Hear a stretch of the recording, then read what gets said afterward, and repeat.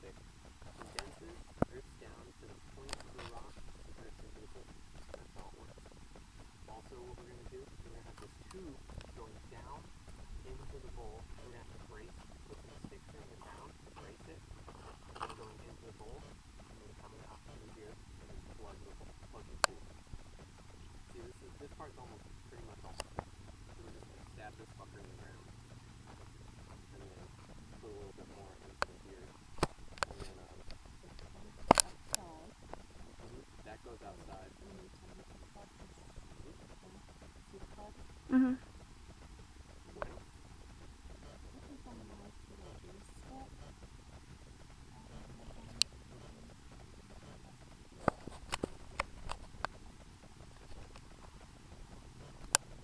Okay, cool.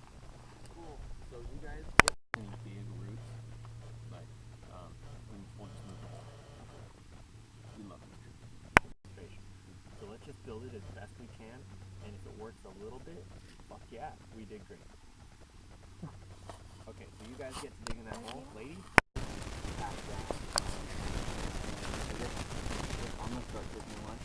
So before we start putting in the water, I guess just either bring the whole thing to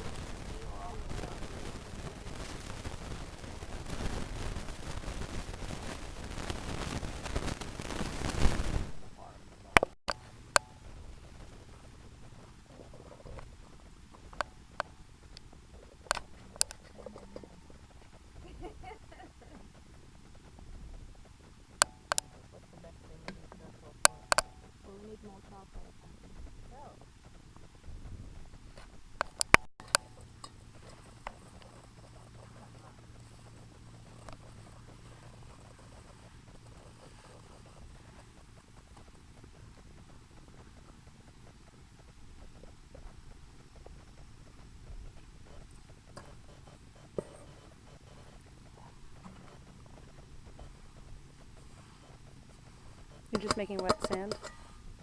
and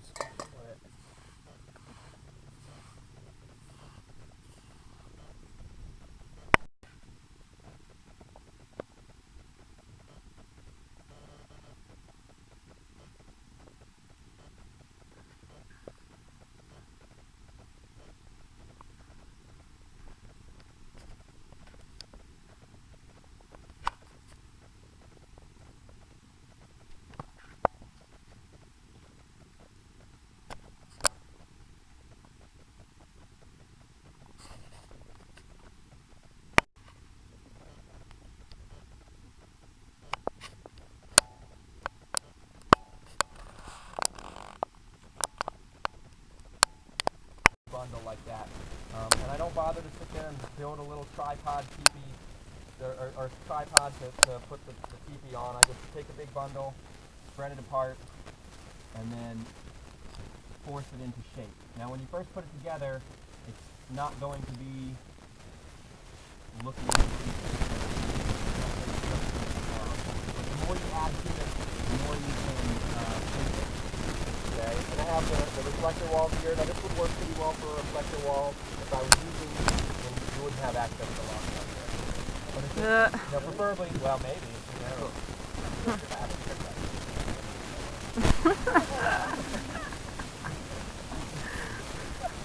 Well, the back half of the engine is a team of mules in engine. Okay, so this is a little bit short. If it was really freezing cold out, but for like the weather that we've been getting, last night was pretty warm compared to this time of year. But for this time of year, this would work pretty well. And this could all be wet wood. And then like as it dries out, now normally what I do is I put the wettest wood at one side and the driest wood at the other side, and then I'm constantly picking off of this side and like moving wood over. And so that way I know my precious wood is over here, and I'm just constantly moving the wood until it dries out completely, and then I can burn it when it's time.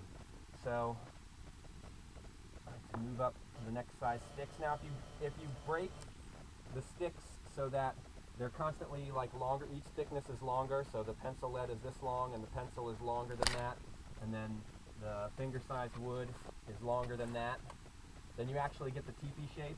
If it's all broken to the same size, it's kind of a mesa, and it doesn't, it's not going to not burn, but if you want it to shed rain, you want to do it like that, where as it goes up in thickness, as it increases in thickness, it also wants to increase in length. And the other thing is that in a primitive situation, you're going to be doing 5 things at once. You're not buying like pork chop from the store that's like already ready to go. Like the pork chop is on the hook. So you get your fire started, and then you turn around and complete whatever other task that you were in the middle of, butchering or cleaning or whatever it is, and you can build it correctly, and it will collapse in on itself, and you don't have to worry about tending it and constantly feeding it, because as it collapses in, it feeds itself as it's burning.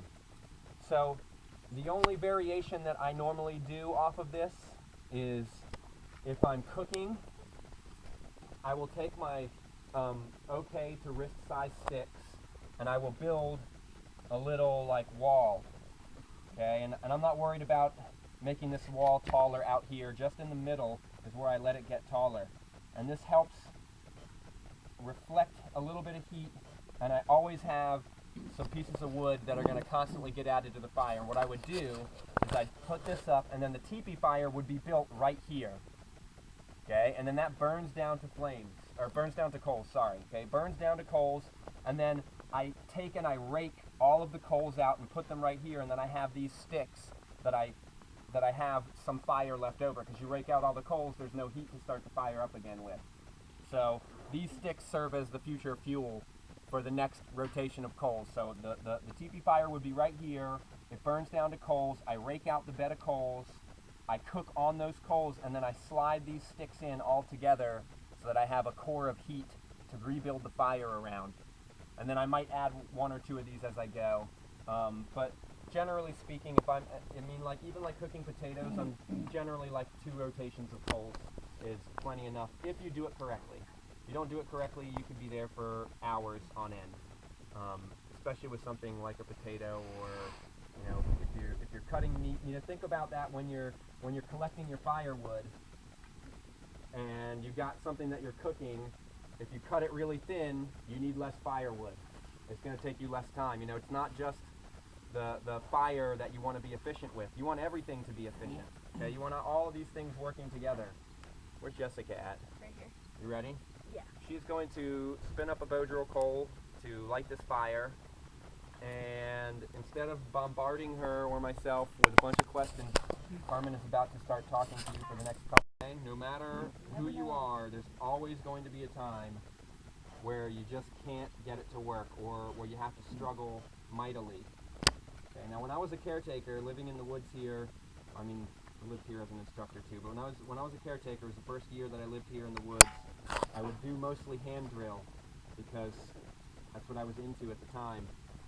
And I went out on a long wander through the pines, and my plan was not to build a shelter so much as to just build a couple of reflector walls and then rotisserie all night. Like lay on my back for 20 minutes, rebuild the fire, okay, pass out for 20 minutes, wake up, rebuild the fire, sleep on my side for 20 minutes, rebuild the fire, sleep on my stomach for 20 minutes, rebuild the fire, sleep on my other side for 20 minutes, and just pretty much the whole night. That was my plan.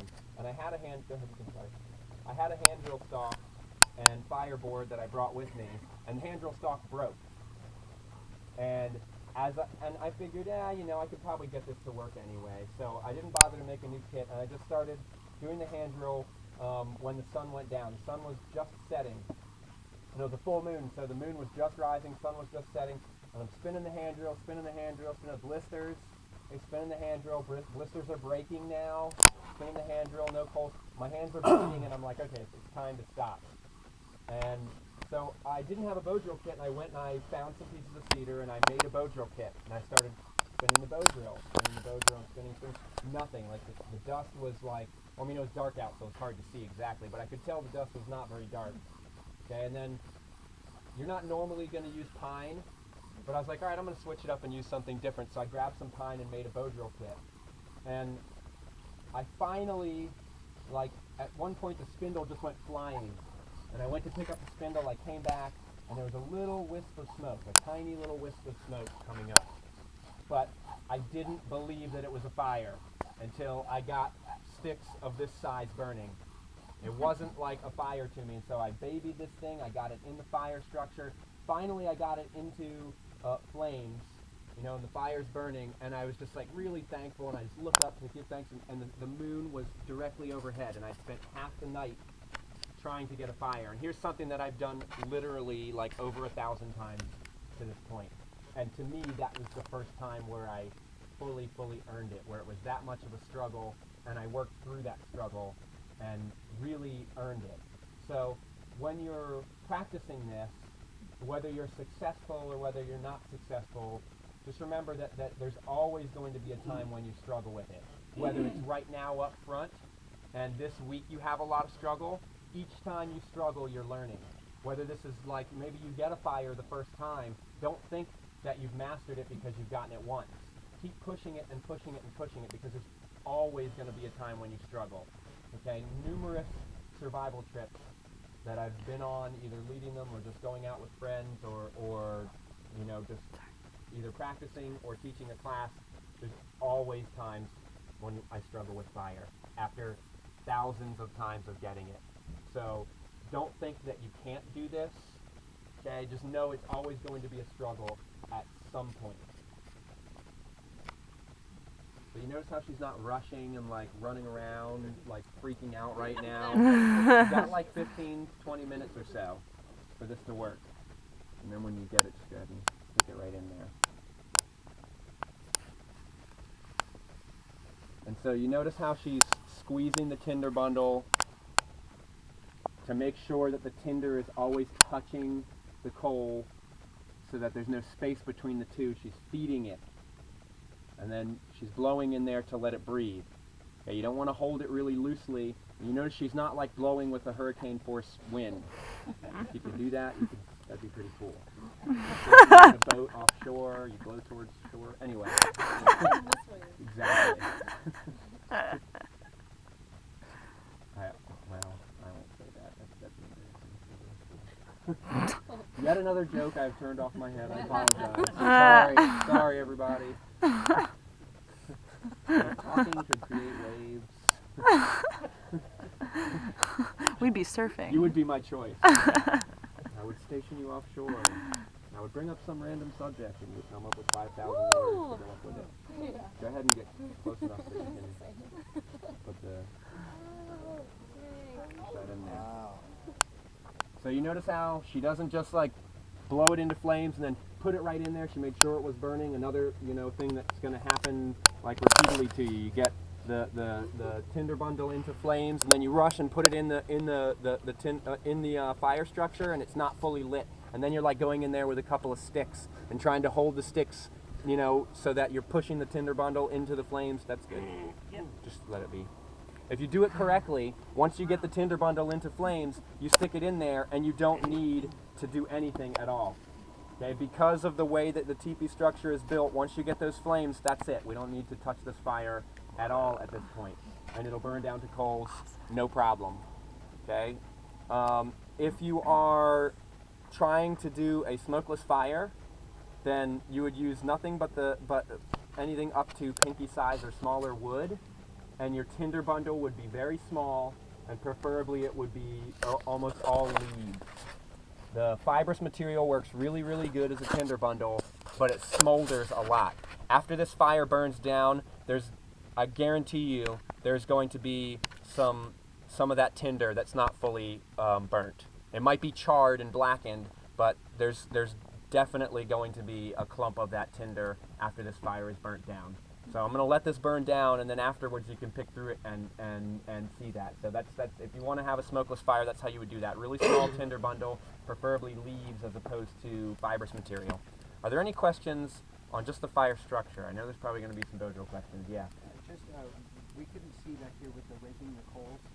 I heard the gist of it. If I could just see the formation of the Yeah. So it's the same thing as this, only I have a like maybe a stack of 3 or 4 more sticks where they all come together here, and the teepee fire is built right around where these sticks come together. And the reason why is that when I rake all these coals out, I need something to start the fire back up with again.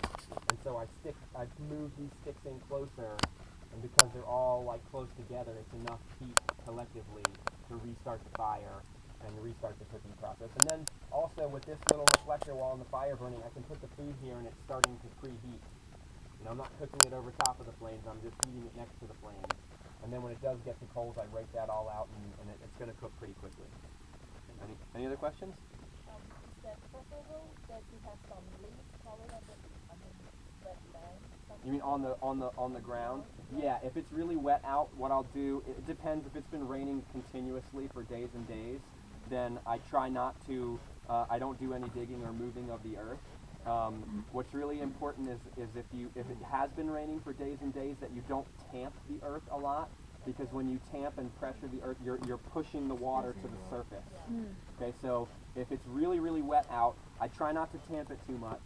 I'll maybe put a layer of small sticks on the ground instead of just leaves on the ground or just tinder material, because that leaves and that softer material can absorb the moisture quickly. The sticks will give a little space between where the water is and where your fire's at. So if it was really, really wet, I'd put a layer of small sticks down, a layer of any sort of flammable, like tinder-like material, and then build the fire on top of that.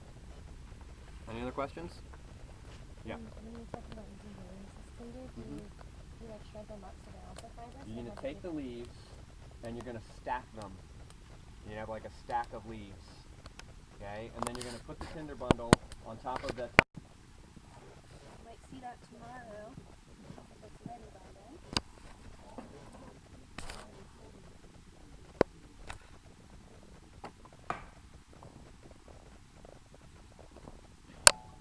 Do you know what you're gonna make it into yet?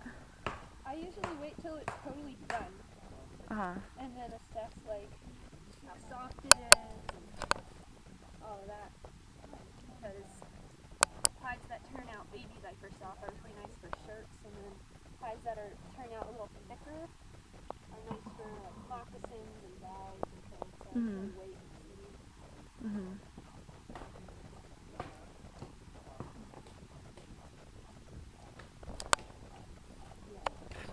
Perfect. That's what I want to look at.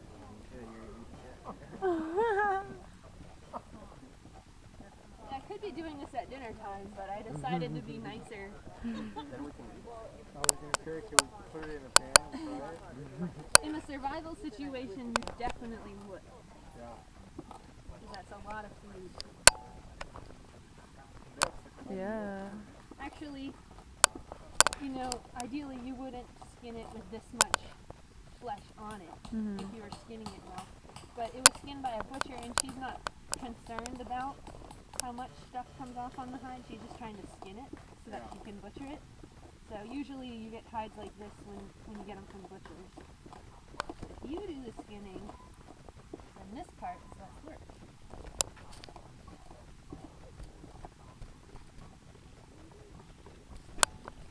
Do you mind if I look in here? Sure. No, it just looks like meat. And are you going to render the fat into something? Yeah, you could. Normally I wait till I get like a bunch of hides in and do a bigger batch. It's a fleshing tool like we use to skin coons. To skin what? It's a fleshing tool like I use those to skin coons. Oh, you skin raccoons? Yeah, that's Ah. the same thing. Oh, cool. I Yeah. like the idea of putting the board down like that. That's cool. Like, is it just coons that you find like on the side of the road, or like No, that you No. like hunt them? Yeah. Or? Oh, really? yeah. Huh. What do Or you trap them. What do you make their skin into? Well, I just basically do that and stretch it out and then sell them to the fur buyers. Oh, wow. Cool. Yeah, I see so many dead raccoons on the side of the road Well, yeah, but where I used to live, and I'm sure. I always want to. I want to tan the hide. I just haven't. Yeah. Well, make sure it's a fresh one. Like if you ran it over, Yeah. then you know it's a fresh one. I know, right? I know. Well, there was this one raccoon, and I touched it. No, I poked it with a stake, and it was like totally soft, like I think it had just been killed. Yeah. And I actually put it in my car and in a plastic bag and brought it to my friend's house, but we never did anything with it, so we buried it. Cool. Yeah, but one day it's gonna happen.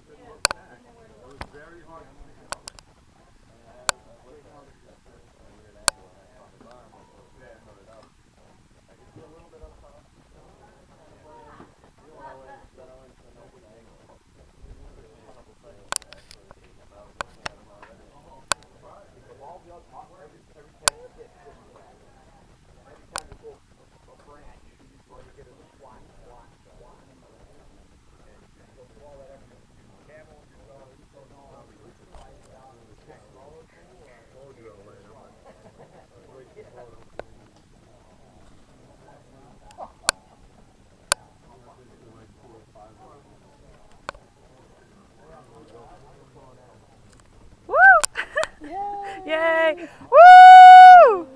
Congrats. Thank you. Is it your first? That was. Yeah, that's awesome. What helped you out the most? I was talking to Maria. Yeah. I was putting the spindle inside the bow. Yeah. As opposed to putting it outside the bow. So when I put it outside the bow, flipped it through the outside of the string. Yeah? That's No problem. interesting. I didn't Yeah. think of that. Maybe I should try that. Cool. Yay. You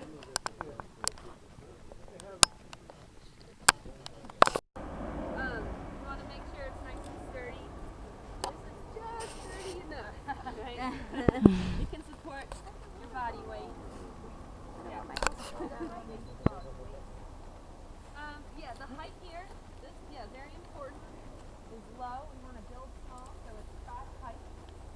Very important. A lot of people have a tendency to want to make them really tall, and then you get all this empty space up here, and all of your body heat ends up going right up to the top, and you're down here where it's cold. So the lower you make the ceiling, the better, as long as you have enough space towards your feet. And again, you can always prop that end up down there with some logs or rocks if you need to. So what's the first thing we're going to do to measure out where we're going to put the ribbon? Outline the body at the bottom. Yeah. So we want to lay down there. Does anyone want to volunteer? And I'll trace the outline. Okay. Nice and soft for you. Drop your knife. Alright, cool. So are you comfortable?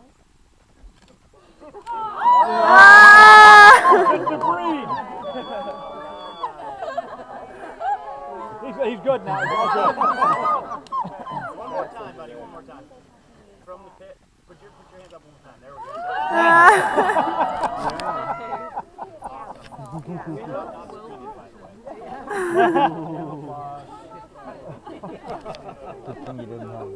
That would traumatize me. I made it nice and soft for you.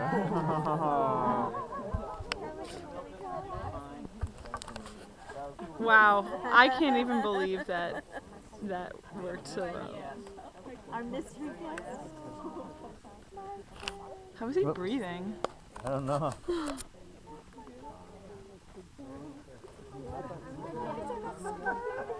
Woo!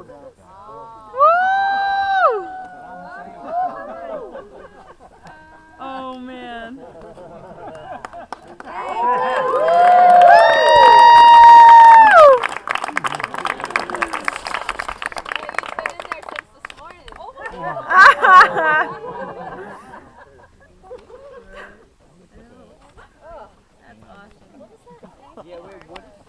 This is another type of shelter you learn at the advanced standards.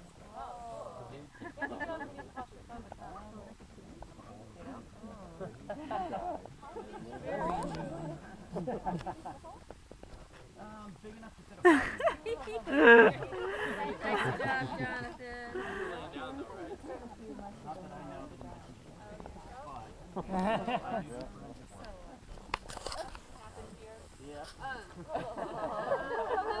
We forgot something.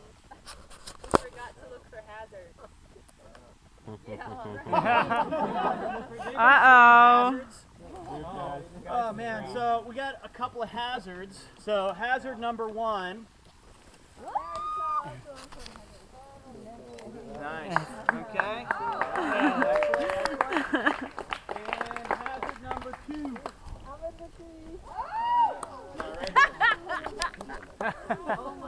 What? Number 3. See number 3? Whoa! Of course it's Zeb.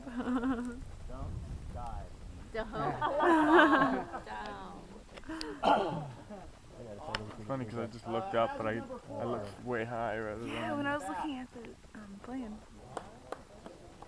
How about that? Where? All right. Yeah. Hazard number 5. Oh my gosh. That's awesome. Wow. Hazard number 6.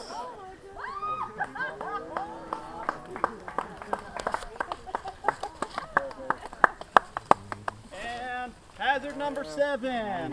What? All right.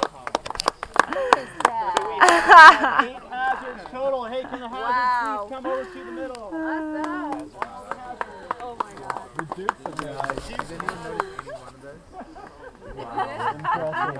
I told him. Our hazards have been here in hiding since early this morning, so please give them a round of applause.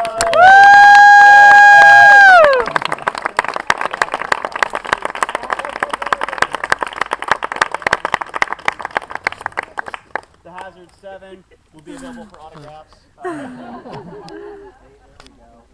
yeah, please thank them. Remember, we might be hiding things on you. Thank you, Hazard.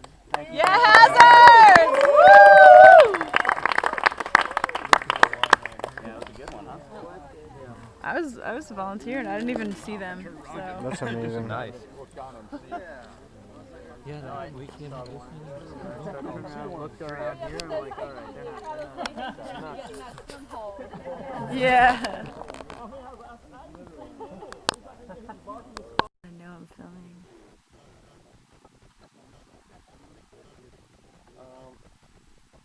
I need to kind of back in here so I can close up here.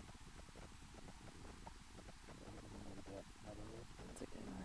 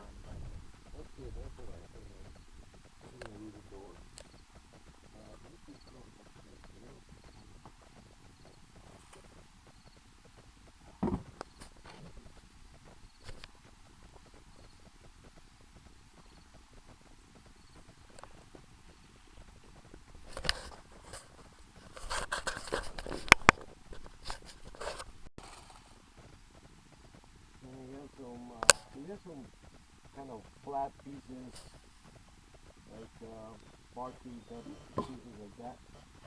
Bigger than this. So, we can start putting here.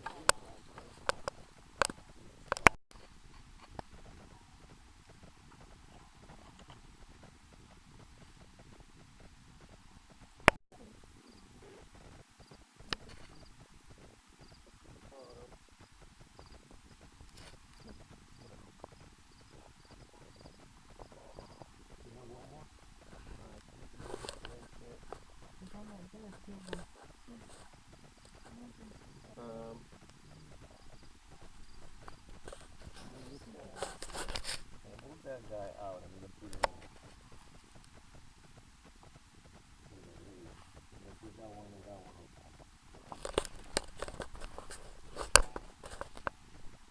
So now we have. How many?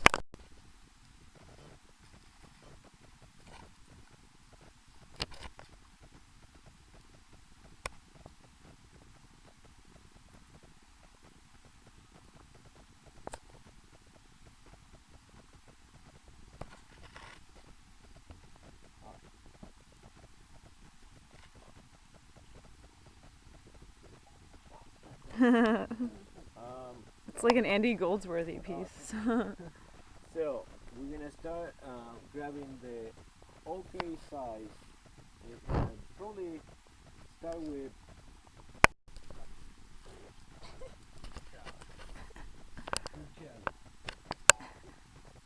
Hi, kitty.